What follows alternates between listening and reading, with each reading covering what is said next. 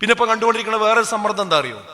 പൊതുപ്രവർത്തകർ, രാഷ്ട്രീയ നേതാക്കന്മാര്, മന്ത്രിമാര്, ജനപ്രതിനിധികൾ, അഥവാ മുസ്ലിം സമുദായത്തിൽ നിന്നുള്ളതാണ് ഞാൻ പറയുന്നത്. മുസ്ലിം പേരുള്ളവരെ പറ്റിയാണ് ഞാൻ പറയാതിരിക്കാൻ പറ്റില്ല. ഇനി അത് പറയേണ്ട സമയം അവർ അതിക്രമിച്ചു. അവരും തന്നെ ഇന്നൊരു സമ്മർദ്ദത്തിന്റെ പിന്നാലെയാണ്. അതായത് സാമൂഹ്യ മാധ്യമങ്ങളിൽ ഉണ്ടാകുന്ന സമ്മർദ്ദം. ഇന്നിപ്പോ കേരളത്തിൽ എന്താ അവസ്ഥ? മുസ്ലിങ്ങൾ മുഖ്യമന്ത്രിയാവും, മുസ്ലിങ്ങൾ രാജ്യം ഭരിക്കും. അത് കേട്ടതൊന്നും മുസ്ലിങ്ങൾ എന്ന് പറഞ്ഞാൽ എന്തോ ഒരു മൂർഖം പമ്പാണോ? അങ്ങനെ ഉണ്ടോ? ഈ രാജ്യത്തെ എല്ലാവരെ പോലുള്ള ഒരു പൗരന്മാരെല്ലാവരും, എന്നിട്ട് അവരെ കുറിച്ച് എന്തോ ഒരു പേടിയും ബേജാറും ഉണ്ടാക്കി അവർ കുഴപ്പക്കാരാണ്, അവരെ മതമാണ്, അവർ മതത്തിന്റെ ആൾക്കാരാണ്. എന്താ ഈ മതത്തിന് കുഴപ്പം? ഇസ്ലാം എന്നാണ് എന്താ? സമാധാനത്തിന്റെ മാർഗം എന്നാണ്. മുഅ്മിൻ എന്ന് പറഞ്ഞാൽ നിർഭയത്വമുള്ളവൻ എന്നാണ്. ഒരു മുസ്ലിമിന് ഒരാൾ പിന്നെ പ്രയാസപ്പെടുത്താൻ കഴിയില്ല, ബുദ്ധിമുട്ടിക്കാൻ കഴിയില്ല, നിർബന്ധിച്ച് അവനെ മതത്തേക്ക് കൊണ്ടുവരാൻ പറ്റൂല. ലാ ഇക്റാഹ ഫിദ്ദീൻ എന്നാണ് മതം പഠിപ്പിച്ചിട്ടുള്ളത്. എത്ര വിശാലമായ മതമാണിത്. ഞാൻ അധികാരത്തിൽ വരികയാണെങ്കിൽ ഇവിടെ ഇന്ത്യയിൽ നടക്കേണ്ടത് ഗാന്ധിജി പറഞ്ഞത് എന്താ? ഉമറിന്റെ ഭരണം നടക്കണം എന്നാണ്. എന്തേ പറയാൻ കാരണം? അത്രയ്ക്ക് വിശാലമാണ് ഇസ്ലാമിന്റെ കാഴ്ചപ്പാട്. ഇത് ആ ഇസ്ലാമിനാണ് അപരവൽക്കരിക്കുന്നത്. അപ്പൊ ഈ അപരവൽക്കരണമൊക്കെ പാടെ വരുമ്പോ ഇന്നും പിന്നെ സമുദായത്തിന്റെ പ്ലാറ്റ്ഫോമിൽ നിന്ന് ജയിച്ചു വരുന്ന ആളുകൾ തന്നെ ആ പ്രഷറിനനുസരിച്ച് ജീവിക്കാനാണ് ശ്രമിച്ചുകൊണ്ടിരിക്കുന്നത്. ഞാനൊരു മുസ്ലിം അല്ല എന്ന് എങ്ങനെ തോന്നിപ്പിക്കാന്നാണ് പലപ്പോഴും അവർ ശ്രമിച്ചുകൊണ്ടിരിക്കുന്നത്. അവരുടെ റീൽസും അവരുടെ പ്രസംഗവും അവരുടെ പ്രഭാഷണവും അവരുടെ പോസ്റ്ററും ഒക്കെ ഒന്ന് കണ്ടു കഴിഞ്ഞാൽ ഞാനൊരു മുസ്ലിം അല്ല എന്ന് എങ്ങനെ തോന്നിപ്പിക്കാൻ പറ്റുക എന്നുള്ളത്. ഇപ്പതാ സ്ഥാനാർത്ഥിയായി കഴിഞ്ഞാൽ വോട്ട് കിട്ടണമെങ്കിൽ ഒരു മുസ്ലിം ആണെങ്കിൽ തന്നെ അവന് വേറെ എല്ലാ ക്ഷേത്രത്തിലും ചർച്ചിലും എല്ലായിടത്തും പോയി അവിടെ ഒന്ന് വണങ്ങിയെങ്കിൽ മാത്രമേ ആ സമുദായത്തിന്റെ വോട്ട് കിട്ടുള്ളൂ എന്നൊരു തോന്നലുമായി മാറിയിട്ടുണ്ടെന്ന്. അങ്ങനെയൊന്നുമില്ല. ഇത് ഇന്ത്യ രാജ്യമാണ്. എല്ലാവർക്കും ഓരോ മതമുണ്ട്, വിശ്വാസമുണ്ട്. ആ വിശ്വാസം കോംപ്രമൈസ് ചെയ്യേണ്ട കാര്യമൊന്നും ഇതിനില്ല. ഇന്ന് തുടങ്ങിയതാ ഈ രാഷ്ട്രീയം എന്ന് പറയുന്നത്. എത്ര നേതാക്കന്മാർ ഇവിടെ കഴിഞ്ഞു പോയിട്ടുണ്ട്. അവരൊന്നും അങ്ങനെ ചെയ്തിട്ടില്ലല്ലോ. അവരൊക്കെ ആളുകൾ വോട്ട് ചെയ്തിട്ടില്ലേ? ഇപ്പോഴോ? ഇപ്പൊ മുസ്ലിം ഇപ്പൊ മതം നോക്കിയിട്ടാണോ ഇപ്രാവശ്യം നിയമസഭയിൽ വോട്ടുണ്ടായത്? അല്ല. ക്രൈസ്തവ കമ്മ്യൂണിറ്റി കൂടുതലുള്ളിടത്ത് മുസ്ലിങ്ങൾ ജയിച്ചിട്ടുണ്ട്. മുസ്ലിം കമ്മ്യൂണിറ്റി കൂടുതലുള്ളിടത്ത് ഹൈന്ദവ വിശ്വാസികൾ ജയിച്ചിട്ടുണ്ട്. ഹൈന്ദവ വിശ്വാസികൾ കൂടുതലുള്ളിടത്ത് മുസ്ലിം സ്ഥാനാർത്ഥി ജയിച്ചിട്ടുണ്ട്. അപ്പൊ എന്താ മതം നോക്കിയിട്ടാണോ വോട്ട് ചെയ്ത്? അല്ല. ഈ രാജ്യത്തിന്റെ മതനിരപേക്ഷത നോക്കിയിട്ടാണ്. അതൊക്കെ വെറുതെ ഓരോരുത്തർ ഉണ്ടാക്കുന്ന പുകിലുകളാണ്. അതിനനുസരിച്ച് നമ്മളെ വേഷം മാറ്റാൻ പറ്റുമോ? നമ്മളെ സംസ്കാരം മാറ്റാൻ പറ്റുമോ? ഒരു കാരണവശാലും അത് നമ്മൾ ചെയ്യാൻ പാടില്ല. അപ്പൊ അത് ചിലവർ ചെയ്തുകൊണ്ടിരിക്കുന്നത് എന്താ? വിഷുക്കണി. അതൊരു വിശ്വാസത്തിന്റെ ഭാഗമാണ്. അത് കണി കാണുക എന്നുള്ളത്, അതിന് പ്രത്യേക ഭവ്യതയോടുകൂടി നിൽക്കുക എന്നുള്ളത്. എന്നിട്ട് അതിനു വേണ്ടി ചില ജനപ്രതിനിധികൾ, മുസ്ലിം ജനപ്രതിനിധികൾ, പ്രത്യേകിച്ച് പുതിയ തലമുറയിലുള്ള ജനപ്രതിനിധികൾ, അവരറിഞ്ഞിട്ടാണ് അതിന് ഗൗരവം മനസ്സിലാക്കിയിട്ടാണോ അല്ലേന്ന് അറിയില്ല. അതിരാവിലെ സ്വന്തം കുട്ടികളെ വരെ മാറ്റി ഒരുക്കി കൊണ്ടുപോയി പ്രത്യേക വേഷം ധരിപ്പിച്ച് അവിടെ കൊണ്ടുപോയി വളരെ ഭവ്യതയോടുകൂടി നിൽക്കുന്ന ഒരവസ്ഥ. ഇത് കേൾക്കുമ്പോൾ നമ്മുടെ മുസ്ലിം സഹോദരങ്ങൾ തെറ്റിദ്ധരിക്കണ്ട. നമ്മൾ ആരും അതിനെ അധിക്ഷേപിച്ച് പറയുന്നില്ല. അത് നിങ്ങളുടെ ആചാരമാണ്, നിങ്ങളുടെ വിശ്വാസമാണ്. പക്ഷെ മുസ്ലിമിനെ സംബന്ധിച്ചിടത്തോളം ഒരിക്കലും തന്നെ അങ്ങനത്തെ ഒരു വിശ്വാസം സ്വീകരിക്കാനോ അതിനോട് താതാത്മ്യപ്പെടാനോ പറ്റില്ല. അതിലെന്താ തർക്കമുള്ളത്? പക്ഷെ അതൊന്ന് ചെയ്തുകൊണ്ടിരിക്കുകയാണ്. അതേപോലെ തന്നെ നമുക്ക് കാണാൻ പറ്റുമ്പോൾ നിലവിളക്ക്. എന്താ നിലവിളക്ക്? എന്തിനാ നിലവിളക്ക് കത്തിക്കണത്? ലൈറ്റിനല്ല എന്നുള്ള കാര്യം ഉറപ്പാണല്ലോ. കാരണം അവിടെ ട്യൂബ് ലൈറ്റ് മിന്നുന്ന സ്ഥലത്താണ് എന്ത് ചെയ്യുന്നത്? ഇത് കത്തിക്കുന്നത്. അത് ആ അഗ്നി ആരാധനയുടെ ഭാഗമായിട്ടാണ് അത് നടത്തിക്കൊണ്ടിരിക്കുന്നത്. പൊതു സദസ്സിൽ കൊണ്ടിരുന്നത്. ഒരു മന്ത്രിക്ക് പറഞ്ഞൂടെ, ഒരു MLA ക്ക് പറഞ്ഞൂടെ, എന്റെ പൊതു സദസ്സിൽ അതുണ്ടാകാൻ പാടില്ല? അത് EMS പണ്ട് പറഞ്ഞിട്ടുണ്ട്. CH മുഹമ്മദ് കോയ ഇങ്ങനെയുള്ള ഒരു നിലപാട് സ്വീകരിച്ചപ്പോ, വിളക്ക് കൊളുത്തൂല എന്നുള്ള നിലപാട് സ്വീകരിച്ചപ്പോ അത് വിവാദമായി, ചർച്ചയായി. അപ്പൊ EMS ആണ് അതിന് മറുപടി പറഞ്ഞത്. അദ്ദേഹം പറഞ്ഞത് ആ സ്റ്റാൻഡിനെ ഞാൻ അഭിനന്ദിക്കുന്നു എന്നാണ് പറഞ്ഞത്. അഭിനന്ദിക്കുന്നു എന്നാണ് പറഞ്ഞത്. കാരണം അതൊരു ആരാധനയുടെ ഭാഗമാണ്, അത് അദ്ദേഹം ചെയ്യേണ്ടതില്ല എന്ന് തന്നെയാണ്. അതുകൊണ്ട് പൊതു സദസ്സിലേക്ക്, പൊതുവേദിയിലേക്ക് ഒരു മതത്തിന്റെയും അടയാളങ്ങൾ കൊണ്ടുവരേണ്ടതില്ല എന്ന് അദ്ദേഹം അന്ന് പറഞ്ഞിട്ടുണ്ട്. അപ്പൊ ഇവിടെ ഇത് പറയുമ്പോഴേക്ക്, ഈ നിലപാട് സ്വീകരിക്കുമ്പോഴേക്കും ഇടിഞ്ഞു പൊളിഞ്ഞു പോകുന്നു എന്നല്ല നമ്മളെ വ്യക്തിത്വം എന്ന് പറയുന്നത്. അപ്പോഴേക്ക് നമുക്ക് വോട്ട് പോകില്ല. അങ്ങനെ പോണ വോട്ടർ പോട്ടെ, ഇവിടെ ജനങ്ങൾക്കിടയിൽ ജയിച്ചാൽ പോരാ, നാളെ പരലോകത്ത് ജയിക്കണ്ടേ? എന്താ ഈ പറയുന്നത്? അതുകൊണ്ട് ഈ കാര്യത്തിൽ ഗൗരവമായ കാഴ്ചപ്പാടുണ്ടാകേണ്ടതുണ്ട്. സ്ഥാനാർത്ഥിയായാൽ എല്ലാ ആരാധനാ മൂർത്തികളെയും വണങ്ങുന്ന എന്റെ മനസ്സിലതൊന്നുമില്ല എന്നുള്ളതാണ്. മനസ്സിലുണ്ടോ അല്ലേ എന്നുള്ളതല്ല. ഇതൊരു ജനങ്ങൾക്ക് കൊടുക്കുന്ന, സമുദായത്തിന് കൊടുക്കുന്ന ഒരു മെസ്സേജ് തെറ്റായ മെസ്സേജാണ്. പുതിയ തലമുറ എന്താ മനസ്സിലാക്കുക?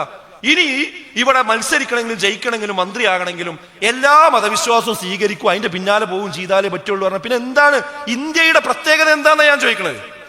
ഇത് ബഹുസ്വര രാജ്യമാണ്. ഇന്ത്യൻ മതേതരത്വം എന്ന് പറയുന്നത് ഒരിക്കലും തന്നെ മതനിരാസമല്ല. മതനിരാസം അത് യൂറോപ്യൻ സെക്കുലറിസമാണ്. യൂറോപ്പിൽ സെക്കുലറിസം എന്ന് പറഞ്ഞാൽ ഒരു മതത്തിലും വിശ്വസിക്കാതിരിക്കലാണ്. അതല്ല ഇന്ത്യയിലുള്ള മതനിരപേക്ഷതയാണ്. എന്താ മതനിരപേക്ഷത എന്ന് പറഞ്ഞാൽ? വ്യക്തിക്ക് മതമാകാം, എന്നാൽ ഗവൺമെന്റിന് മതം പാടില്ല. ഇതാ വിഷയം. ഗവൺമെന്റ് ഒരു മതത്തിൽ പ്രത്യേകം പ്രൊമോട്ട് ചെയ്യാൻ പാടില്ല, പക്ഷെ വ്യക്തികൾക്ക് മതമാകാം. ഇന്ത്യൻ പ്രധാനമന്ത്രിക്ക് മതമാകാം, കേരള മുഖ്യമന്ത്രിക്ക് മതമാകാം. അവരുടെ മതം അനുസരിച്ച് അവർ ജീവിക്കാം. അവരൊക്കെ ചെയ്യുന്നുണ്ടല്ലോ അതൊക്കെ. പക്ഷെ മുസ്ലിങ്ങൾക്ക് ഈ സ്ഥാനത്തൊക്കെ എത്തുമ്പോൾ ഞാനൊരു മുസ്ലിമാണ് എന്ന് പറയാനും അതിൻ്റെ വേഷം ധരിക്കാനും അതിൻ്റെ ഷിയാറുകൾ കൊണ്ടുവരാനും ഭയങ്കര കോംപ്ലക്സ് അനുഭവിക്കുന്ന ഒരു സാഹചര്യം ഇന്നുണ്ട്. അത് അടിയന്തിരമായി നമ്മൾ പരിഹരിച്ചേ പറ്റുള്ളൂ. ഞാനൊരു മുസ്ലിം അല്ലെന്ന് തോന്നിക്കാൻ എന്തെല്ലാം ചെയ്യണമെന്ന ഗവേഷണമാണ് ഇന്ന് പ്രത്യേകിച്ച് പുതുതലമുറയിൽ നമ്മൾ കണ്ടുകൊണ്ടിരിക്കുന്നത്. നമ്മൾ ഇസ്ലാമിക രാജ്യത്തല്ലല്ലോ ജീവിക്കുന്നത് എന്ന ന്യായമാണ് പലരും ഇതിന് പറയല്. നമ്മളൊരു പൊതുസമൂഹത്തിലല്ലേ, അപ്പൊ അതിനനുസരിച്ചൊക്കെ നമ്മൾ ജീവിക്കണ്ടേ എന്നാണ് പറയാറുള്ളത്. എന്നാ ഒരു കാര്യം മനസ്സിലാക്കണം. ഇബ്രാഹിം നബി ഒരു ഇസ്ലാമിക രാജ്യത്തല്ല ജീവിച്ചത്. ആണോ? ഇസ്ലാമിക രാജ്യത്തല്ല, ഇസ്ലാമിക രാജ്യത്താണ് ജീവിച്ചത്. നമുക്ക് നമ്മളെ മതം അനുസരിച്ച് ജീവിക്കാൻ ഭരണഘടനയിൽ അനുവാദം തരുന്നുണ്ട്. അവിടെ അനുവാദം ഉണ്ടായിരുന്നു. അവിടെ ഇബ്രാഹിം നബി തൗഹീദ് പറഞ്ഞപ്പോ എന്താ സംഭവിച്ചത്?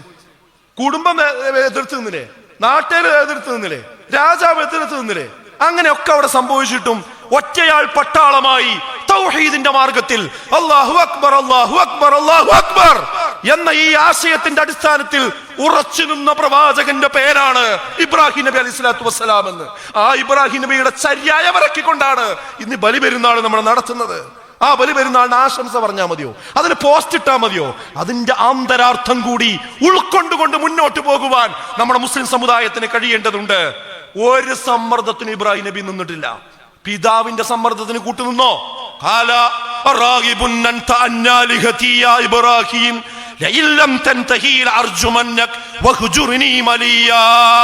ഇബ്രാഹിം നബി സ്വന്തം പിതാവ് ആരാ? ആസറെ.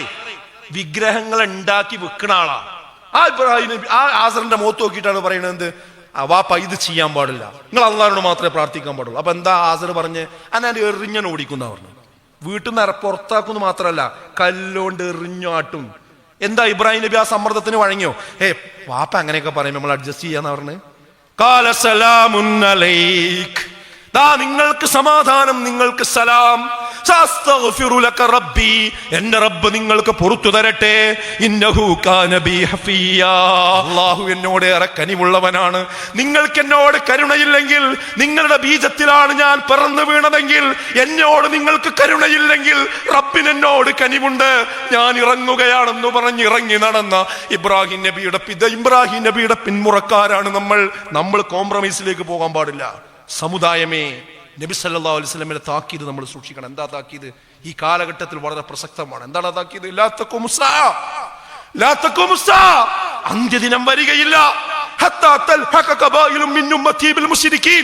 എന്റെ ഉമ്മത്തിൽ നിന്ന് ഒരു വിഭാഗം മുശ്രിക്കീങ്ങൾക്ക് ചെന്ന് ചേരുന്നത് വരെ,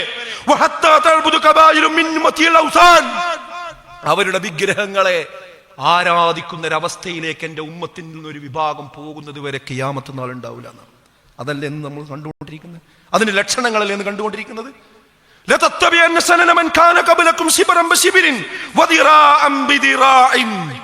നിശ്ചയമായും ചാണിന് ചാണായും മുഴത്തിന് മുഴമായും എന്റെ സമുദായം മുൻകഴിഞ്ഞു പോയ സമുദായത്തെ പിൻപറ്റുന്നേ ചെയ്യും. റസൂലുള്ളാഹി പറഞ്ഞതാണ്. ഇന്നത് കണ്ടുകൊണ്ടിരിക്കണില്ലേ? അവര് യേശു ക്രിസ്തുവിന്റെ ജന്മദിനം ആഘോഷിക്കുന്നു. അതേപോലെ നബിദിനത്തിന്റെ രൂപം വന്നില്ലേ? എല്ലാ അലങ്കാരങ്ങളും പരിപാടിയും കാര്യം. പണ്ട് ഉണ്ണി യേശു എന്ന് പറഞ്ഞാൽ അവരുണ്ടാക്കും. അതുപോലെ നബി സല്ലല്ലാഹു അലൈഹി വസല്ലമയുടെ രൂപം വരെ ഉണ്ടാക്കി കണ്ട് ജാഥ നടത്തിയ ആൾക്കാരെ നമ്മൾ കണ്ടിട്ടില്ലേ? ഇപ്പൊ കുറച്ച് കാലങ്ങളായിട്ട് മദ്രസകളിൽ കണ്ടുവരുന്ന ഒരു പരിപാടിയാണ് കൈക്കെഴുത്ത് എന്നൊരു പരിപാടി. എന്താ ഈ കൈക്കെഴുത്ത്? അതായത് മറ്റു സമുദായത്തിൽ വിദ്യാരംഭം എന്ന് പറഞ്ഞിട്ട് നാവിൽ പ്രത്യേകമായി അവരുടെ ഗുരുവര്യന്മാർ പ്രത്യേകമായി എഴുതി കൊടുക്കുന്ന, അരിയിൽ എഴുതി കൊടുക്കുന്ന രൂപങ്ങളൊക്കെ നമ്മൾ കാണാറുണ്ട്. അത് അവരെ വിശ്വാസം, അവർ കൊണ്ടുനടക്കട്ടെ. പക്ഷെ അതിന്റെ വേറൊരു പതിപ്പായിട്ട് മദ്രസ തുറക്കുന്ന സമയത്ത് ഉസ്താദന്മാരൊക്കെ അതിന് പ്രത്യേക പേര് കൊടുത്ത് മടിയിലിരുത്തിങ്ങാണ്ട് നാവിൽ പ്രത്യേകം ബിസ്മിയും അള്ളയും ഒക്കെ പേരൊക്കെ എഴുതി കൊടുക്കുക. ഇപ്പൊ വേറൊന്ന് കൈക്കെഴുത്ത് പറഞ്ഞിട്ട് തേന് കൊണ്ട് കയ്യിൽ എന്ത് ചെയ്യുക, കുട്ടികൾക്ക് ഓരോന്ന് എഴുതി കൊടുക്കുക, കുട്ടികളെ കൊണ്ട് അത് കുടിപ്പിക്കുക, എന്നിട്ട് കാശ് വാങ്ങുക. അതിന് പ്രത്യേക പോസ്റ്റർ ഇറക്കിങ്ങാണ്ട് രക്ഷിതാക്കളുടെ ഇടയിൽ സമ്മർദ്ദം ഉണ്ടാക്കുക. അപ്പൊ അത് തെറ്റാണ്. അത് ആ വഴി ശരിയല്ല എന്ന് പറയുമ്പോൾ അത് ഉസ്താദന്മാർക്ക് തുച്ഛമായ ശമ്പളമല്ലേ ഉള്ളൂ. അപ്പൊ അവർക്ക് എന്തെങ്കിലും കാശ് കിട്ടുകയാണെങ്കിൽ കിട്ടിക്കോട്ടെ, എന്തിനാ അപ്പൊ അതിനൊക്കെ വിമർശിക്കണമെന്നാണ്. കാശ് കൊടുക്കാൻ കമ്മിറ്റിക്കാർക്ക് ശമ്പളം കൂട്ടിയാൽ പോലെ, വേറെ എന്തൊക്കെ മാർഗമുണ്ട്? എന്തിനാ അങ്ങനെ ഇസ്ലാമിൽ ഇല്ലാത്ത സാധനങ്ങൾ കൊണ്ടുവരുന്നത്? ഇങ്ങനെ ഓരോന്ന് ചാണിന് ചാണായും മുഴത്തിന് മുഴമായും കൊണ്ടുവരികയാണ്.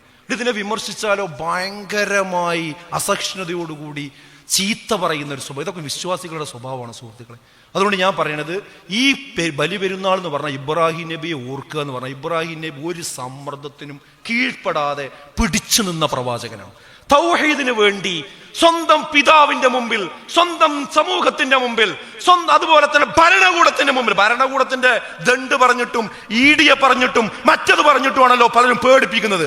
ആ പേടിയുടെ മുമ്പിലൊന്നും ചഞ്ചലനാകാതെ നിന്ന, ചരിത്രത്തിൽ ജ്വലിച്ചു നിന്ന വ്യക്തിത്വത്തിന്റെ പേരാണ് ഇബ്രാഹിം അലൈഹി സ്വലാത്തു വസ്സലാം. ആ ഇബ്രാഹിം നബിയുടെ ചര്യ ആവർത്തിച്ചുകൊണ്ടാണ് ബലി പെരുന്നാൾ നമ്മൾ നടത്തുന്നതെങ്കിൽ, അങ്ങനെ നമ്മൾ ഫേസ്ബുക്കിൽ പോസ്റ്റ് ഇടുന്നുണ്ടെങ്കിൽ ആ ഇബ്രാഹിമിന്റെ ആദർശം കൂടി നമ്മൾ സ്വീകരിക്കണം. അതാണ് ഇന്ന് കാലഘട്ടത്തിൽ നമുക്ക് ഏറ്റവും പ്രധാനമായി വേണ്ടത് എന്നാണ് ഞാൻ സൂചിപ്പിക്കുന്നത്. ഇബ്രാഹിം നബിയുടെ ഈ ആദർശം ഇന്ന് പറഞ്ഞാൽ അന്ന് ഇബ്രാഹിം നബി നേരിട്ടതുപോലെ നമ്മളും ഈ കാലഘട്ടത്തിൽ നേരിടേണ്ടി വരും. യാതൊരു സംശയമല്ല. അതിന് ലക്ഷണങ്ങൾ ഇന്ന് സമൂഹത്തിൽ കണ്ടു തുടങ്ങിയിട്ടുണ്ട്. ഇസ്ലാം മാത്രമാണ് ശരി എന്ന് പറയാൻ പാടില്ല, ചില ആൾക്കാർ പറയാം. അള്ളാഹിനോട് മാത്രം എന്ന് പറയാൻ പാടില്ല. അതേപോലെ തന്നെ തൗഹീദ് പറഞ്ഞപ്പോൾ എന്തായി? കുഴപ്പക്കാരനായി, അനുഷ്ഠാന തീവ്രവാദിയായി, അക്ഷരപൂജകനായി, ബഹുസ്വരത അറിയാത്തവനായി. ഞാനിപ്പോ ഈ പ്രസംഗിച്ച കാര്യങ്ങളൊക്കെ പറഞ്ഞു കഴിഞ്ഞാൽ അവൻ മതേതരത്വം തിരിയാത്തവനായി, എടുത്തുചാട്ടക്കാരനായി, വിവേകമില്ലാത്തവനായി, സാമൂഹ്യ സൗഹാർദ്ദത്തിന് തുരങ്കം വെക്കുന്നവനായി മാറി, അപരമത വിദ്വേഷം ചുമത്തുന്നവനായി, അതിന്റെ പേരിൽ വേണമെങ്കിൽ കേസ് വരെ എടുക്കുന്ന സാഹചര്യം ഉണ്ടാവും.